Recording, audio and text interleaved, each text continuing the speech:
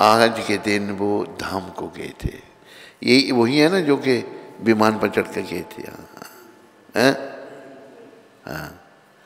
तो देखो, ये भारत संतों का देश है और संत महात्मा जो हैं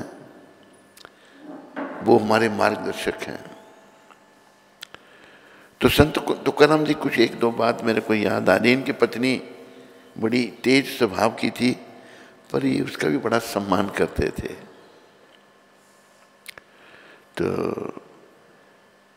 तुकाराम जी ऐसे संत हुए जिन्होंने शरीर नहीं छोड़ा था यहाँ पर, इसी देह के साथ वैकुंठ गए थे और उनके लिए वैकुंठ से विमान आया था। और आज के दिन जिस टाइम उन्होंने शरीर छोड़ा था, वो एक वृक्ष है, आज भी वो वृक्ष हिलता है उसी समय और बड़ी दुनिया जाती है वहां पर। तो संत तुकाराम जी की कुछ एक दो बातें पहले बड़े प्रेम से बोले, संत तुकाराम जी महाराज की। संतों का जीवन जो है वो दूसरों के लिए होता है। तो खैर आखिरी समय जब आ गया तो पत्नी को कहा, तूने बड़ी सेवा की, अरे मैं जा रहा हूं, तुम भी चल मेरे साथ। तो पत्नी क्या समझे बेचारी, कहती है भैंस का दूध कौन निकालेगा, भैंस से रखी थी, इनका दूध कौन निकालेगा, काम कौन करेगा, तेरे साथ जाऊंगी मैं तो। अच्छा, जैसे फिर तुम्हारा काम काज में लगी रही वो।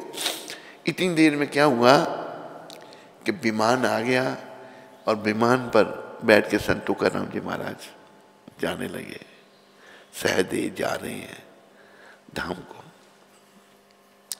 एक औरत आई भागती हुई, कहते तू क्या कर रही, कहते क्या तेरा पति तो चला गया, कहाँ गया। आई देखे तो विमान उड़ चुका था, बेचारी रोने लगी फिर वो।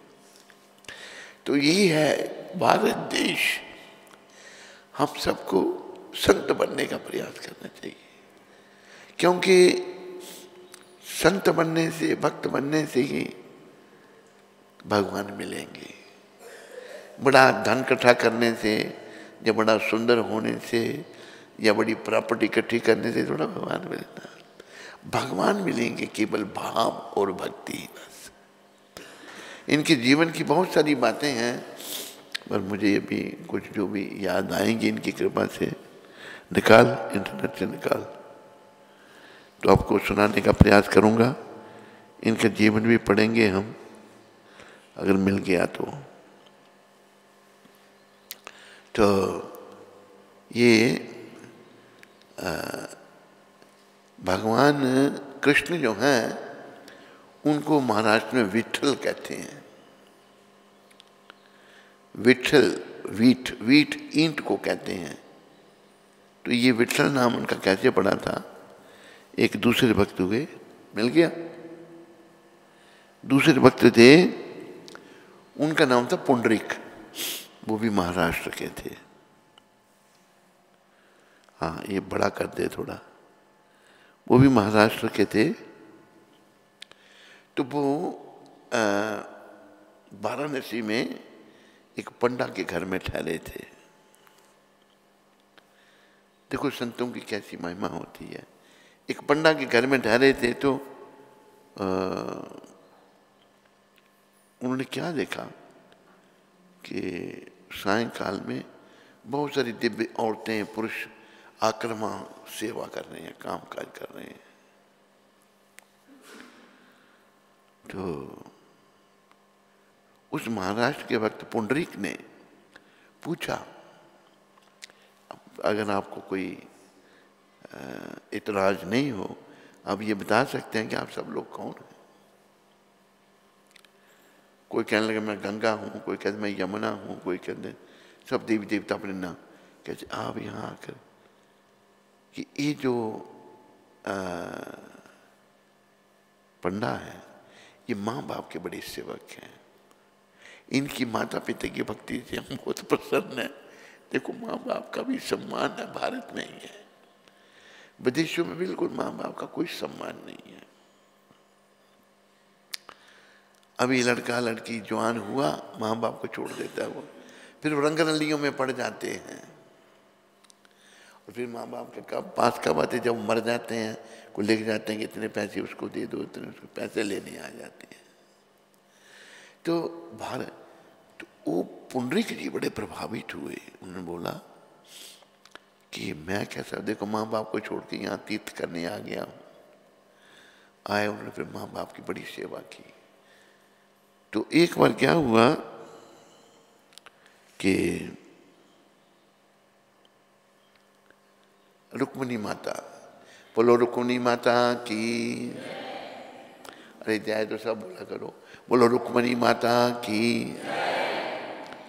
रुक्मिणी माता जो भगवान की पटरानी है, लक्ष्मी जी का अवतार है द्वारका लीला में। एक बार क्या हुआ कि रुक्मिणी माता नाराज हो गई कृष्ण भगवान से, नाराज हो गई। तो कहा कि आप तो खाली सत्यभामा को बड़ा चाहते हैं, ये है। तो रुक्मिणी माता चली गई। तो भगवान मनाने में बड़े पटु, हमारे त्रिलोकीनाथ कृष्ण भगवान। बोलो त्रिलोकीनाथ कृष्ण भगवान की। वो रुक्मिणी को मुना कर ले आए। तो जब ला रहे थे, उन्होंने बोला रुक्मिणी को कि यहाँ एक भक्त है, चलो उसके दर्शन करके आते हैं। रुक्मिणी माता कहती हैं चलो इसी बहाने से मुझे भी एक भक्त के दर्शन होंगे। तो पुंडरीक जी के पास आए, रुक्मिणी द्वारकाधीश दोनों आए। तो उस समय पुंडरीक जी महाराज माता पिता की सेवा कर रहे थे, चरण सेवा कर रहे थे। भगवान आगे कहते देखिए मेरे पिताजी भी कच्ची नींद में हैं, अगर मैंने इनको छोड़ा तो नींद इनकी खराब हो जाएगी, आप प्रतीक्षा करो। ईंट दे दी उनको, ईंट के ऊपर प्रतीक्षा करो। ईंट को महाराष्ट्र भाषा में वीट कहते हैं। तो भगवान खड़े हो गए ऐसे प्रतीक्षा कर रहे हैं। दर्शन भी भगवान के महाराष्ट्र में ऐसे ही होते हैं। तो रुक्मिणी द्वारकाधीश दोनों से खड़े हो गए। तो फिर सेवा करके उन्होंने भगवान ने उनसे बातचीत की, उनको दर्शन दिए अपने। हम तुम्हारी माता पिता की सेवा पर बड़े प्रसन्न हैं।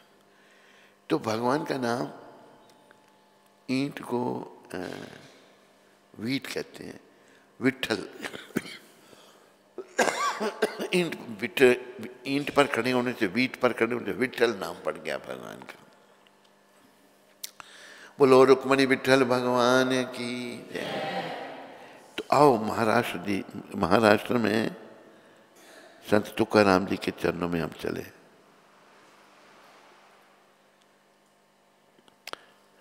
तुकाराम जी का जन्म पुणे जिले के अंतर्गत देहू नामक ग्राम में सन 1520 में हुआ। कलयुग में, ये नहीं कि सतयुग की बात नहीं है, 1520 में हुआ।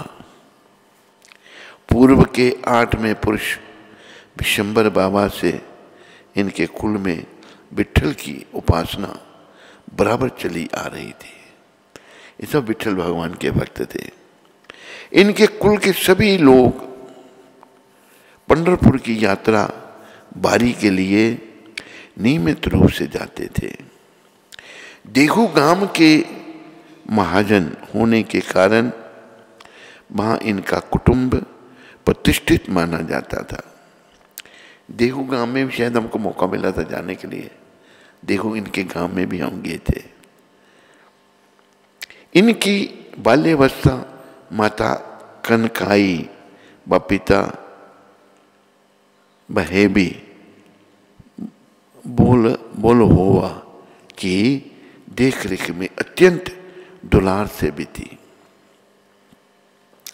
इनके माता पिता ने इनको बड़ा दुलार किया बचपन से। किंतु जब ये प्राय 18 वर्ष के थे, इनके माता पिता का स्वर्गवास हो गया।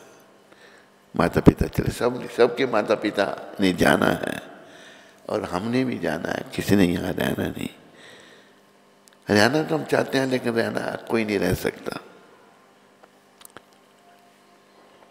तथा इसी समय देश में पड़ भीषण अकाल के कारण इनकी प्रथम पत्नी व छोटे बालक की भूख के कारण तड़पते हुए मृत्यु हो गई। अकाल पड़ गया था, पत्नी और बेटे की मृत्यु होगी भूख के कारण।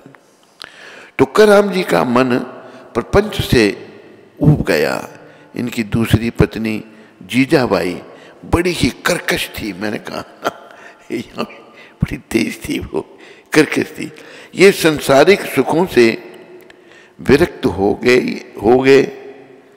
तुकाराम जी चित्त को शांति मिले, इस विचार से तुकाराम प्रतिदिन देहू गांव के समीप भावनाथ नामक पहाड़ी पर जाते और वहां विट्ठल के नाम स्मरण में दिन बिताते। घर से पास पहाड़ी थी, भावनाथ नामक पहाड़ी, वहां जाकर के भगवान का स्मरण करते, नाम जपते थे।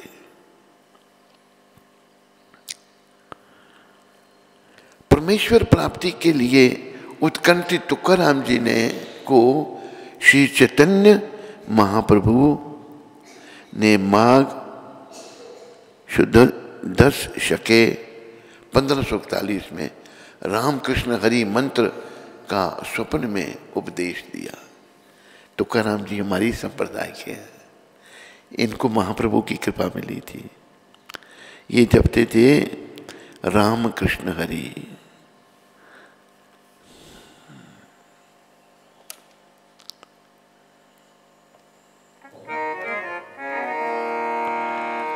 जय राम कृष्ण हरि, जय राम कृष्ण हरि।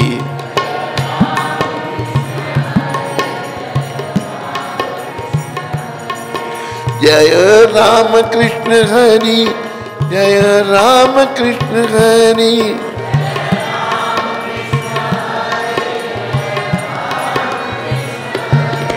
जय राम कृष्ण हरि, जय राम कृष्ण हरि।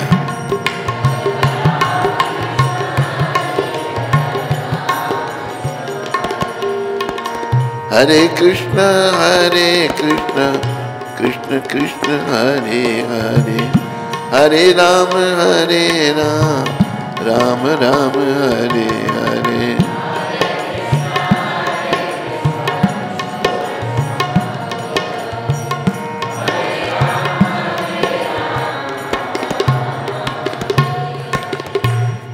तुकाराम जी की एक और मुझे कथा बीच में याद आ गई। क्या हुआ, तुकाराम जी विट्ठल भगवान के मंदिर का कीर्तन भजन करते रहते थे।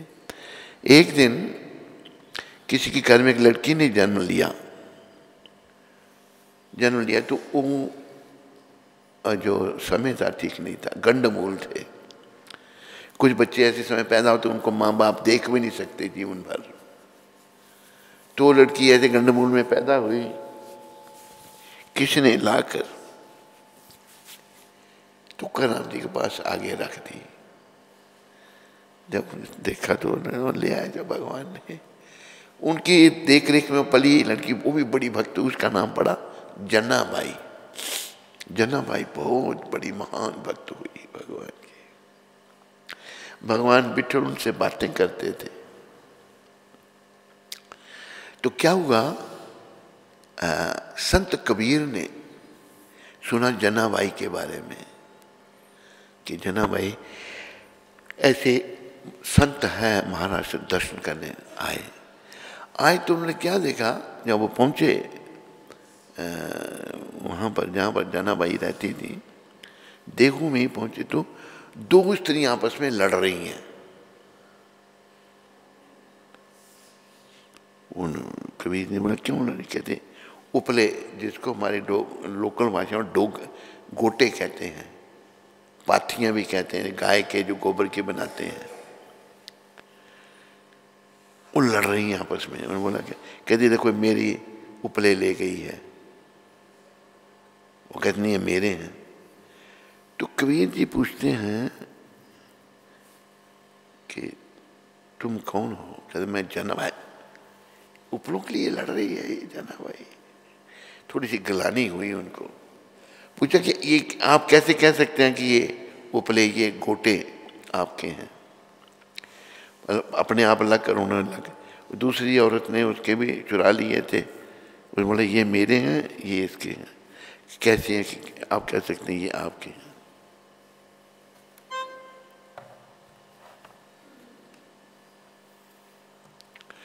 उसने कहा ये जो मेरे हैं इसको कान के पास लगाओ, अगर आपको विठल विठल शब्द सुनाई दे तो मेरे हैं, नहीं सुनाई दे तो फिर मेरे नहीं है। सारे उपलों में से भी भगवान का ऐसी चीज है ना भाई, उसके हाथ से बने हुए उपले, उनमें भी भगवान का नाम। तो अच्छे टाइम नहीं पैदा हुई, संतों का सानिध्य मिला, जीवन सफल हो गया। तो तुकाराम जी महाराज के अपना भगवान चैतन्य महाप्रभु ने उन्हें 1541 में रामकृष्ण हरि मंत्र का स्वप्न में उपदेश दिया। इसके उपरांत इन्होंने 17 वर्ष संसार को समान रूप से उपदेश देने में व्यतीत किए। इन्होंने प्रचार किया नाम का। सच्चे वैराग्य तथा क्षमाशील अंतःकरण के कारण इनकी निंदा करने वाले निंदक भी पश्चाताप करते हुए इनके भक्त बन गए। देखो निंदक हो जाते हैं। इस प्रकार भगवत धर्म का सबको उपदेश करते व परमार्थ मार्ग को आलोकित करते हुए अधर्म का खंडन करने वाले तुकाराम जी ने फागुन बदी कृष्ण द्वादशी शके 1571 को देव विसर्जन किया। देह को छोड़ा इन्होंने। वो आज का दिन था। तुकाराम जी के मुख से समय समय पर सहज रूप से प्रस्फुटित होने वाली अभंग वाणी के अतिरिक्त इनकी अन्य कोई विशेष साहित्यिक कृति नहीं है। इनके मुखारबिंद से जो शब्द निकलते थे उनको अभंग कहते हैं। वो आज भी लिखे गए हैं, सब शिक्षा है उनमें। अपने जीवन के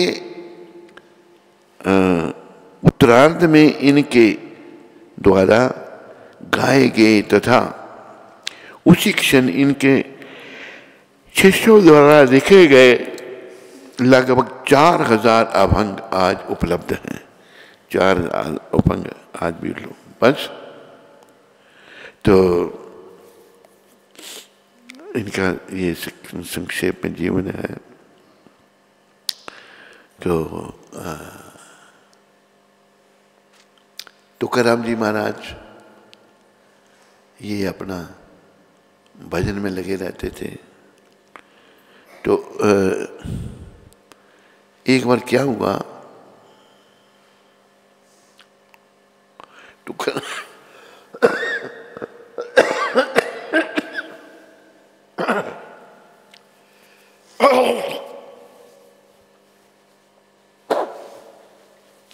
एक फिल्म देखी थी हमने तुकाराम जी की, उसमें से कुछ बातें।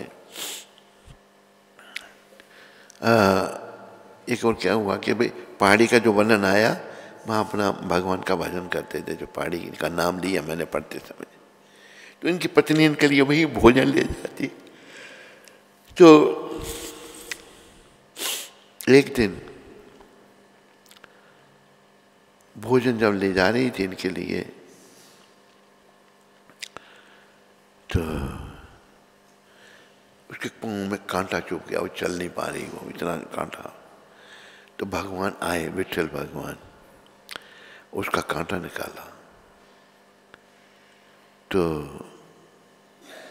ये पूछती है माता तुकाराम जी की पत्नी, तुम कौन हो? तो बोला मैं विठू।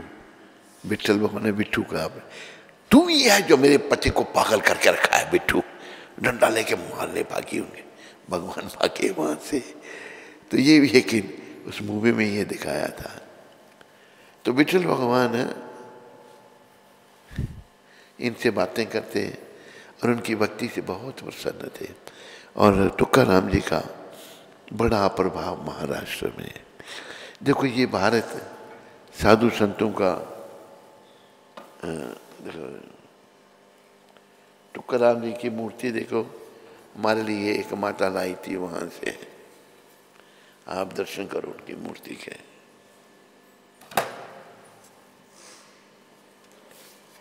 तो तुकाराम जी महाराज जो हैं,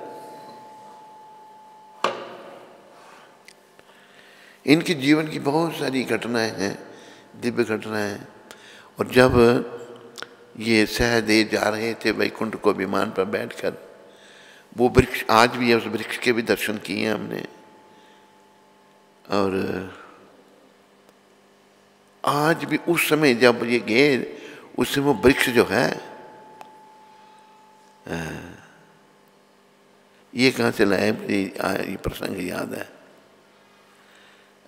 वो वृक्ष आज भी उसी समय आज के नहीं हिलता, और अनगिनत लोग जाते हैं दर्शन करने हैं। हाँ, वो मैं कहने लगा था, वीणा में हाथ लगाओ, अभी भी आपको वीणा से आवाज आएगी, वीणा सुनाई देगी। तूने भी सुनी थी, मैंने भी सुनी थी, कान लगाने से। तुकाराम जी का बहुत बड़ा प्रभाव। तो संत महात्मा, एक इनके जीवन की घटना, ये ब्राह्मण परिवार में प्रकट नहीं हुए। यहाँ तुकाराम भी रहते थे, पास में एक ब्राह्मण भी रहता था, उसके भी बड़े अनुयायी थे। तो तुकाराम जी महाराज की ख्याति फैलने लगी। कुछ ब्राह्मण के जो अनुयायी थे, वो तुकाराम जी के पास सत्संग सुनने जाने लगे। जब जाने लगे तो उस ब्राह्मण को पता लगा, उसको बड़ा क्रोध आया। एक दिन तुकाराम जी महाराज आ रहे थे, वो ब्राह्मण रास्ते में खड़ा हो गया, उसने कांटेदार एक बड़ी डंडे से तुकाराम जी को बहुत मारा, पिटाई के बेहोश हो के बेचारे गिर पड़े, मार के चला गया वो। जब उनको होश आई, बड़ी मुश्किल से वो घर पहुंचे, खूनो खून हो गए। दूसरे दिन तुकाराम जी महाराज उठ के उस ब्राह्मण के घर में गए। देखो संत कैसे होते हैं, ब्राह्मण के घर में गए, उसको प्रणाम किया कि मेरे से क्या गलती हो गई, क्या मेरे प्रति नाराज हो गए। ब्राह्मण अवाक कि तुका, गलती तेरे से नहीं हुई है, हम अपराध मेरे से हुआ है, मुझे तुम क्षमा कर दो। ये भी फिल्म में ये दिखाया था। देखो इन्होंने कहा कि मेरे से कोई गलती हुई, गलती कोई नहीं थी। उनके उसके अनुयायी इनके पास आ जाते थे। तो संत जो हैं, संत हृदय नवनीत समाना, संतों के हृदय मक्खन की तरह होते हैं। देखो भगवान को पाने के लिए हमने अपने कठोर हृदय को विनम्र करना है, तभी आके भगवान का वास होगा। अगर हृदय विनम्र नहीं हुआ तो उस कठोर हृदय भगवान वास नहीं करते। तो और कोई बात याद आ रही है? पर यही थी, ब्राह्मण की एक घटना घटी थी संत। हाँ, और एक बार फिल्म में ये दिखाया गया था, ये कुछ गन्ने किसी ने दिए, इनको ले आए, रास्ते में सब बच्चे छीन के ले लिए, सबको दे दिए। अपने बच्चों के लिए लाए थे, इनका भी एक बेटा एक बेटी थी, तो सब दे दिए और सब अपने ही बच्चे हैं। तो बड़ी बड़ी अच्छी घटनाएं, बड़ी शिक्षाप्रद इनका जीवन रहा। तो ऐसे संतों के चरणों में प्रार्थना करनी चाहिए। ये सब वैकुंठ में भगवान के पास है, भगवान के साथ इनका वास है। तो ये वहां पर वैकुंठ में भगवान के साथ रहने वाले, वैकुंठ से ही हम पर भी कृपा करें और हमें भक्ति का दान दें। बस कुछ नहीं भगवान से मांगना, जो प्रारब्ध में होगा वो मिलेगा, जो भी हमारी प्रारब्ध होगी वो मिलेगा। भगवान से केवल उनका प्रेम और भक्ति मांगनी है, और जहाँ प्रेम और भक्ति हो आगे ही मिल गई, फिर अज्ञानता नहीं आएगी। जैसे वो कहा है,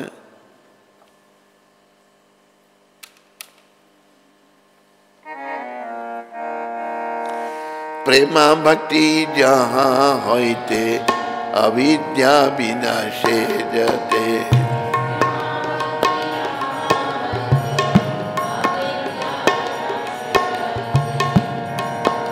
जहाँ प्रेमा भक्ति है ना, वहाँ अज्ञानता अविद्या नहीं आएगी। ये प्रेमा भक्ति ऐसे संतों की कृपा से, संतों का राम जी जैसे संतों की कृपा से। अब ये जोड़ा के संत देखो कि अभी धाम में है ये, लेकिन मूर्ति रूप में यहाँ भी विराजमान है। इनकी वीणा से जो उसके किस चीज़ की अष्ट धातु की बनी हुई थी वो, हैं, पत्थर की थी, उसमें से आज भी मैंने भी अपने कानों से आवाज़ सुनी है। कान लगा के सुनो तो आवाज़ आती है, आज भी आती है। तो संतों के चरणों में सदा है भगवान के साथ प्रार्थना करनी चाहिए कि हमें बस भक्ति दो बस। देखो भक्ति अगर नहीं प्राप्त होती, हम शुद्ध नहीं होते, तो अंत में भगवान का नाम जीवा पर नहीं आएगा। जब भगवान का नाम जीवा पर नहीं आएगा, अंत शंत आएगा, अंत में कुछ ना कुछ तो आएगा ना। अब जैसे गुरु महाराज बताते हैं कि कृष्ण भावना की परीक्षा अंतिम समय होती है। 8वें अध्याय में भगवान ने कहा है, अंत काले च मामेवा स्मरण मुक्त्वा कलेवरम या प्रयाति समद भावम याति नसत यत्र संशया। अंत काल में जो मेरा स्मरण करते हुए देह का त्याग करता है, वो निश्चित रूप से मुझे प्राप्त करता है, पर वो इतना आसान नहीं है। जैसे एक बार प्रभुपाद नैरोबी में लेक्चर कर रहे थे, तो यही टॉपिक चल रहा था, यही विषय था अंतकाल का। तो एक पटेल नाम का व्यक्ति कहता है, स्वामी जी ये बड़ी अच्छी बात है। कहते क्या? कहते जीवन काल में कुछ खाओ पियो और मजा करो, अंत काल में भगवान का नाम ले लो। तो गुरु महाराज कहते हैं, अगर जीवन काल तुम विषय विकारों में पड़े हो, अंत समय फिर भगवान का नाम नहीं तेरी जीवा पर आ सकता। अंत समय वही आएगा जो जीवन काल में किया होगा। फिर प्रभुपाद अगला श्लोक है, यम यम वापी स्मरण भावम, अगला श्लोक, त्याजते अंते कलेवरम तम तमे बेटी कौंतेया सदा तद भाव भाविता। 8वें अध्याय के श्लोक निकाल देना, यम यम वापी।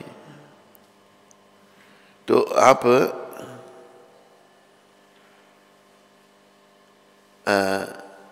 प्रभुपाद कहते हैं हमारी कृष्ण भावना की परीक्षा अंतिम समय में होगी कि हम कितने कृष्ण भक्त हैं।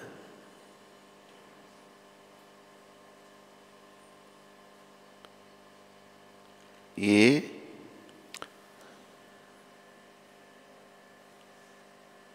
अंतकाल, इसके बाद का श्लोक है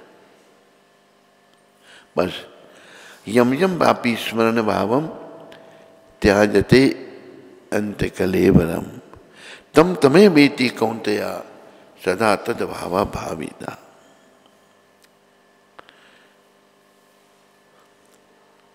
हे कुंती पुत्र, शरीर त्यागते समय मनुष्य जिस जिस भाव का स्मरण करता है, वह उस भाव को निश्चित रूप से प्राप्त होता है।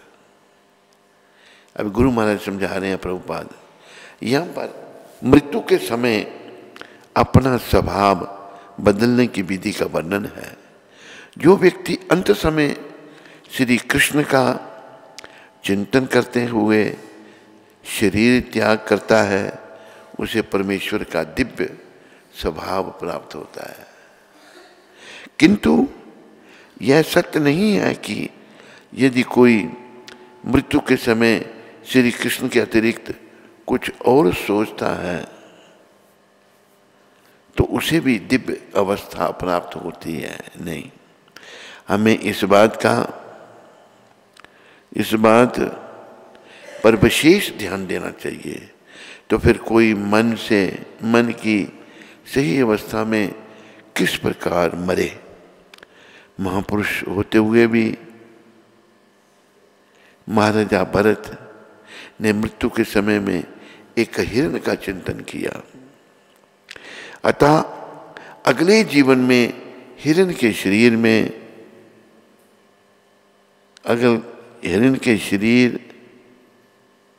में उनका देहांतर हुआ। आखिरी में हिरण का चिंतन जब हुआ महाराजा भरत से, दुनिया का राज्य, पत्नी, बच्चे, महलों का सुख सब छोड़ दिया, हिरण से मोह हो गया, हिरण का ही चिंतन हुआ। यद्यपि हिरण के रूप में उन्हें अपने विगत कर्मों की स्मृति थी, किंतु उन्हें पशु शरीर धारण करना ही पड़ा, पशु शरीर में जाना पड़ा। इतने बड़ा तप त्याग। निस्संदेह मनुष्य के जीवन भर के विचार संचित होकर मृत्यु के समय उनके विचारों को प्रभावित करते हैं। अतः इस जीवन से उसका अगला जीवन बनता है। अगर कोई इस जीवन में सतोगुणी होते हुए होता है और निरंतर श्री कृष्ण का चिंतन करता है तो संभावना यही है मृत्यु के समय उसे श्री कृष्ण का स्मरण बना रहे। इससे उसे श्री कृष्ण के दिव्य स्वभाव को प्राप्त करने में सहायता मिलेगी। यदि कोई दिव्य रूप से श्री कृष्ण की सेवा में लीन रहता है तो उसका अगला शरीर दिव्य आध्यात्मिक ही होगा, भौतिक नहीं। अतः जीवन के अंत समय अपने स्वभाव को सफलतापूर्वक बदलने के लिए हरे कृष्ण कृष्ण कृष्ण हरे हरे, हरे राम राम राम जप करना सर्वश्रेष्ठ विधि है। बस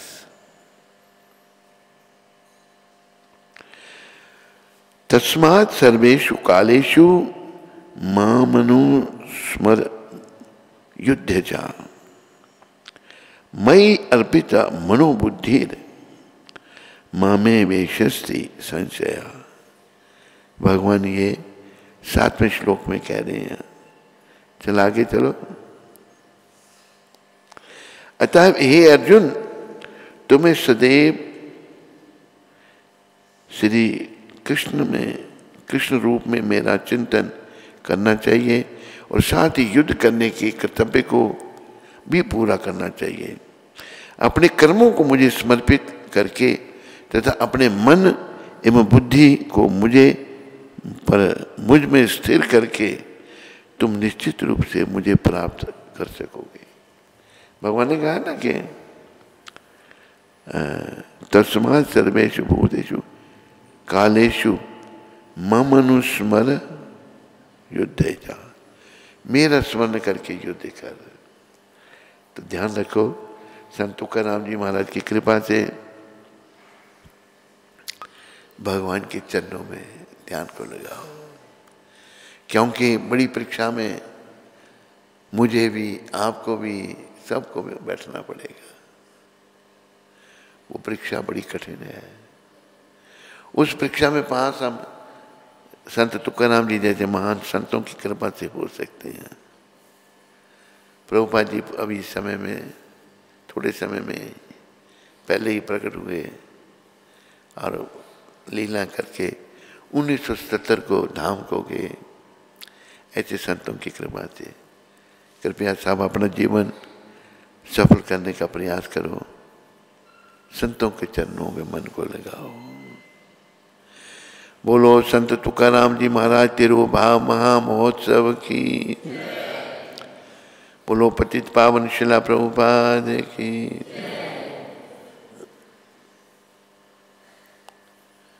हरे कृष्ण। सबका धन्यवाद। और अभी प्रभुपाद जी की शिक्षा।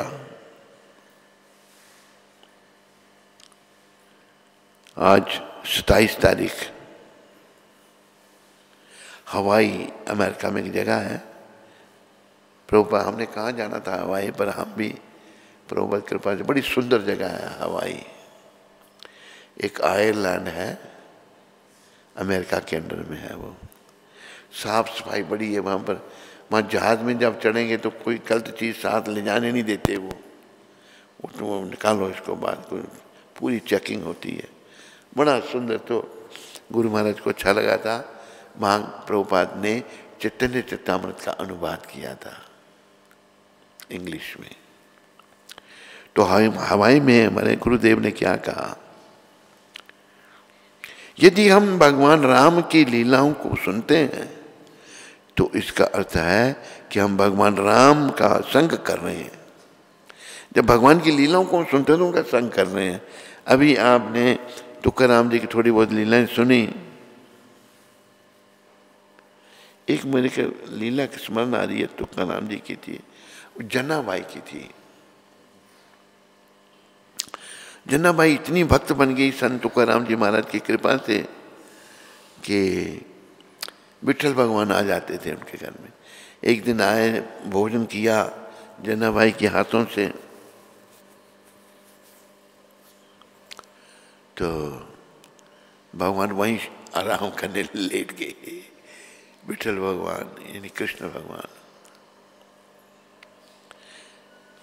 जब लेट गए भगवान, तो भगवान ने अपना कुछ श्रृंगार, बड़ा कीमती हार खोल के वहाँ रखा। फिर भगवान उठ अदर्श होके चले गए, हार वहीं पड़ा रहा। वहाँ चर्चा होगी कहाँ गया भगवान का हार। ये मूवी में दिखाया है। पता लगा करते करते भाई जन्नाबाई के पास मिला, किसने चुरा लिया भगवान का हार। पूछा कैसे बताया कि भगवान आते हैं मेरे पास, नहीं बताया। आखिर जन्नाबाई को फांसी की सजा देने लगे, मार तो इसने चोरी किया भगवान का हार। तब भगवान को प्रकट होकर बताना पड़ा कि मैं ही इसके घर में गया था और मैंने ही वो हार वहाँ रखा था। इतनी महान थी जन्नाबाई। तो हम जब भगवान के भक्तों की लीला को स्मरण करते हैं, उनका संग कर रहे हैं। उनके संग से हमारी अंतरात्मा शुद्ध होगी धीरे धीरे। उनके रूप, नाम, लीलाओं और स्वयं, उनमें कोई भेद नहीं है, वे पूर्ण है। राम जी की बात कर रहे हैं प्रभुपाद। इसलिए चाहे आप राम के पवित्र नाम का कीर्तन करें अथवा उनके विग्रह के दर्शन करें या उनकी दिव्य लीलाओं की चर्चा करें, हर प्रकार से आप परम भगवान का ही संग कर रहे हैं। आप भगवान का संग कर रहे हैं। ऐसे हम भगवान के आविर्भाव और तिरुभाव तिथियों का लाभ लेते हैं और उनका संग करने का प्रयास करते हैं। तो हमें ऐसा जीवन बनाना चाहिए कि हम भगवान का संग करें, भगवान के भक्तों का संग करें। एक जगह मैंने कहा, द्वारका महात्म्य में कृष्ण भगवान कह रहे हैं कि जो मेरी भक्तों के लीलाओं का गुणगान करते हैं वो मुझे बहुत अच्छे लगते हैं। मेरी लीलाओं का गुणगान करने से जो मेरे भक्तों की लीलाओं का गुणगान करते हैं मुझे बड़ा आनंद आता है। ये भगवान भक्त वत्सल हैं। भाई सब भक्त वत्सल बनो, भगवान के चरणों में प्रेम लगाओ, ताकि वो परीक्षा जो आ रही है उसमें पास हो जाए हम सभी। उसमें कोई फेल ना हो। परीक्षा आ रही है, याद रखो उस परीक्षा को, संसार से जाने की परीक्षा। बोलो वो विठल भगवान की।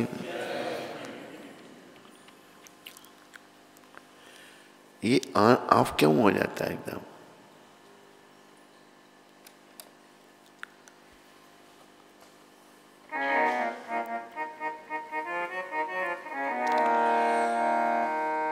जय विठ्ठल विठ्ठल विठ्ठला, माझा विठ्ठल पांडुरंगा।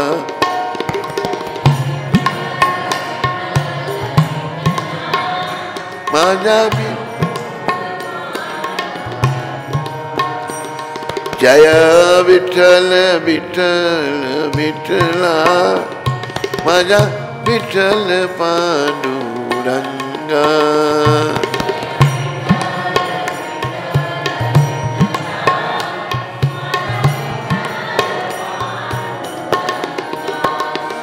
माझा विठ्ठल पांडुरंगा।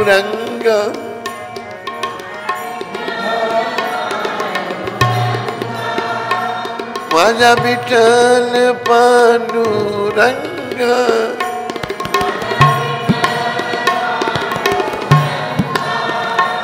जय विठ्ठल विठ्ठल विठ्ठला, माझा विठ्ठल पांडुरंगा।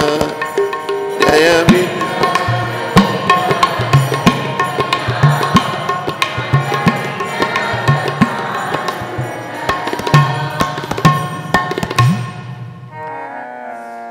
पांडुरंग पांडुरंग पांडुरंग पांडुरंग। एक मुझे पांडुरंग की छोटी सी कथा याद आ गई। एक चोखा नाम का एक चमार थे, और बड़े भक्त थे भगवान के। भक्ति शरीर का विषय नहीं है, आत्मा का विषय है। तो उनके मन में भी उनको बड़े अच्छे केले मिले कि विठ्ठल भगवान को अर्पण करूं। तो पुजारी को दिए, भगवान को, कौन है तुम, तेरे केले खाएंगे भगवान, तू चुमारा ले जा इनको। तो भगवान जो है चोखा के पास आए, कहते ला जो केले लाया तो मेरे लिए। कहते प्रभु मैं तो चुमार हूं। तो फिर क्या हो गया तेरे को? उसने बोला कुछ, पुजारी ने, मैंने थोड़ा कहा। केले लेकर भगवान अपने अंदर खाए सब उन्होंने, और छिलके फेंक दिए। वो देखिए वही केलों के छिलके हैं। तो भगवान भैया ये भाव और प्रेम के भूखे हैं। यहाँ जाति पाति कुछ नहीं है, स्त्री पुरुष कुछ नहीं है, प्रेम बस।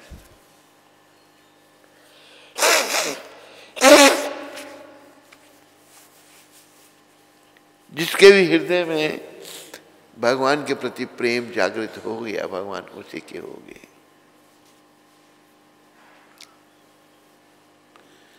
तो प्रेम हम सबके अंदर है, लेकिन आज बट गया है। इधर उधर प्रेम का हमें फिर से हर ओर से उस प्रेम को हटा करके ठाकुर जी के चरणों में लगाना है, कृष्ण के चरणों में लगाना है, और अपने जीवन को सफल बनाना है। नहीं तो भाई बड़ा कष्ट है। जन्म मरण का चक्कर बहुत दुखदायी है। माधव आचार्य भक्ति मनोहर ठाकुर कहते हैं, गोपीनाथ गुचाओ संसार ज्वाला, गोपीनाथ गुचाओ आविद्या जतन आर नहीं सगया,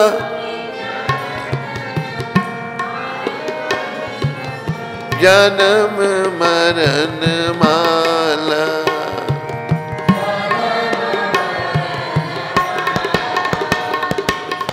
अर्थात कहते हैं भक्ति मनोहर ठाकुर, एक गोपीनाथ, एक गोपियों के स्वामी,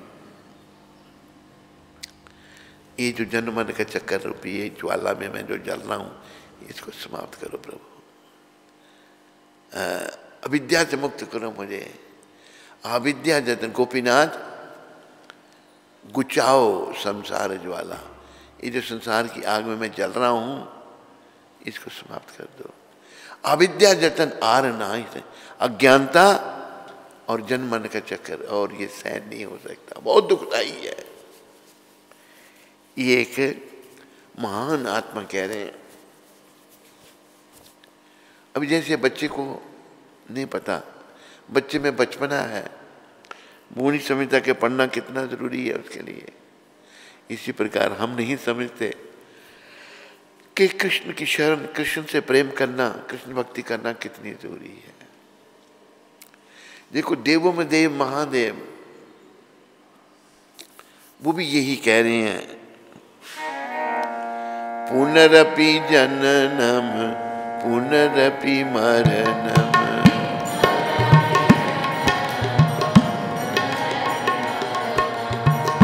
पुनरपि जननी जठरे शयनम,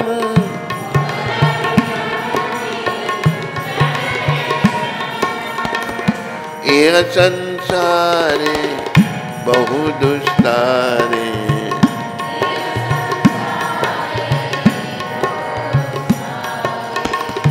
कृपाई पारे पाही मुरारे,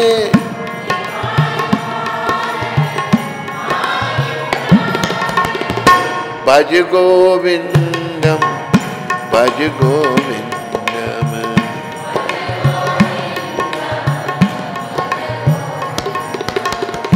गोविंदम भज मूढ़मते,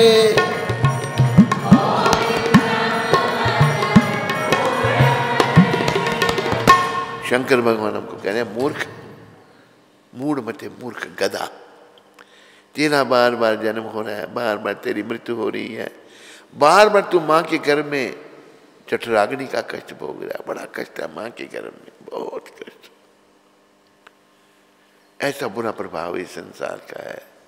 इसलिए तुम मुरारी भगवान की कृपा को ले ले, कृपा ही पारे पागी मुरारे, जिन्होंने मुरा नाम के राक्षस को मारा था उनकी कृपा को तुम ले ले। गोविंद को भजो, गोविंद को भजो, गोविंद को ही भजो। कृष्ण मुरारी गिरिवर धारी, मैं बोलूं गिरिवर धारी, आपने बोलना है कृष्ण मुरारी। गिरिवर धारी कृष्ण मुरारी, कृष्ण मुरारी, गोविंद जय जय। भगवान ने मुरा नाम के राक्षस को मारा था, इसलिए उनका नाम मुरारी पड़ा। मुरा नाम के राक्षस को मारने वाले भगवान का। भगवान बहुत दयालु हैं। हमारा जो अपवित्र मन है, अनर्थग्रस्त हृदय नहीं, ये हमें समझने देता, बस आवश्यकता है हृदय को निर्मल करने की। हृदय निर्मल भेलो तार, ये जब निर्मल हो जाएगा सब ठीक हो जाएगा। और सबसे उत्तम तरीका ये नाम, हरे कृष्ण कृष्ण कृष्ण हरे राम हरे राम। बस इसको जपो, जीवन सफल करो। इन्हीं शब्दों के साथ आप सबका धन्यवाद। महाराष्ट्र में सुनने वाले पुष्पक सुनार जी, आप भी सुन रहे होंगे, आपका भी धन्यवाद और सबका धन्यवाद। हरे कृष्ण। अवतार कृष्ण प्रभु अमेरिका से। हरे कृष्ण। तू भी सुन रहा था? हरे कृष्ण गुरु महाराज जी, आपके चरणों में मेरा जहानवा देवी, कार्तिक और केशव का दंडवत प्रणाम स्वीकार करें। हम श्री गौर राधा कृष्ण, श्री गौर निताई, श्री नरसिंह देव प्रहलाद महाराज, श्रील प्रभुपाद से प्रार्थना करते हैं कि आपका स्वास्थ्य हमेशा अच्छा रहे और आप इसी तरह हमें जीवन का मार्गदर्शन प्रदान करते रहें। मैं आपको सूचित करना चाहता हूँ, हमारे गुरु भाई राधा कृष्ण प्रभु जो कि अलाचुआ में रहते हैं, हमारे गुरु भाई राधा कृष्ण प्रभु, उनका 18 अप्रैल को एक ऑपरेशन होने जा रहा है प्रोस्टेट का। कृपया आप उन्हें अपना आशीर्वाद प्रदान करें ताकि वो जल्दी, ऑपरेशन है प्रोस्टेट, अच्छा, ताकि वो जल्दी ठीक हो करके भक्तों की सेवा में पुनः लग सकें। गुरु महाराज जी, हम सबको भी कृपया अपना आशीर्वाद प्रदान करें ताकि हम भी आपकी आज्ञाओं का पालन कर सकें और भक्ति में आगे बढ़ सकें। हरे कृष्ण महाराज जी। आप सब मिलके राधा कृष्ण के लिए प्रभुपाद जी से प्रार्थना करो, मेरी भी शुभकामनाएं हैं। हरे कृष्ण। और तुम मेरे लिए, मेरे स्वस्थ के लिए प्रार्थना कर रहे हो अवतार कृष्ण, तुम्हारा जानवी माता, केशव और दूसरा क्या है, कार्तिक, आप सबका धन्यवाद। रिया सरोहा माता देहरादून से, हरे कृष्ण गुरु महाराज जी, आपके चरणों में मेरा कोटि कोटि प्रणाम। गुरु महाराज जी, मेरी तबीयत बड़ी खराब हो गई है। पूरा दिन मुझसे कुछ खाया नहीं गया और पेट खराब होने के कारण शरीर में पानी की कमी हो गई है। गुरुदेव, दुख इस बात का है, इस हालत में जप और भगवान की सेवा नहीं कर पा रही हूँ। मैं 16 माला से ज़्यादा जप करने के लिए प्रतिज्ञाबद्ध हूँ, परंतु 16 ही कर पा रही हूँ। अब पूरी रात अस्पताल में हूँ। कमज़ोरी के कारण 1-2 बोतल ड्रिप लगी है। गुरुदेव, कृपा करके अपना आशीर्वाद बनाए रखें ताकि इस हालत में भी भक्ति कर सकूं और ठीक होकर सेवाओं में संलग्न हो सकूं। रिया, मेरी शुभकामनाएं तुम्हारे लिए, और प्रभुपाद जी के चरणों में भी प्रार्थना करो कि वो तेरे पर कृपा करें।